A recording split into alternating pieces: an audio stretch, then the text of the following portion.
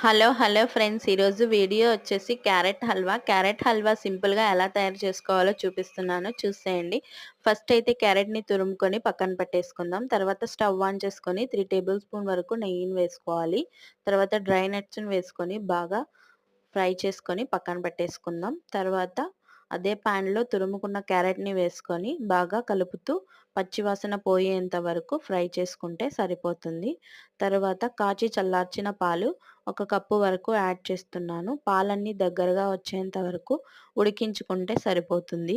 తర్వాత 2 ఇలాచి అలాగే 1/2 కప్పు షుగర్ని కూడా వేసుకొని బాగా కలుపుకోవాలి. మరో 5 నిమిషాలు బాగా కలుపుతూ ఫ్రై చేసుకోవాలి. తర్వాత వేయించుకున్న డ్రై ఫ్రూట్స్ని వేసి మిక్స్ చేసుకొని సర్వింగ్ బౌల్లోకి తీసుకోవడమే.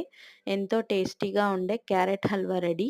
వీడియో నచ్చితే కనుక లైక్ చేసి సబ్స్క్రైబ్ చేసుకోండి. Thank you for watching. Bye bye.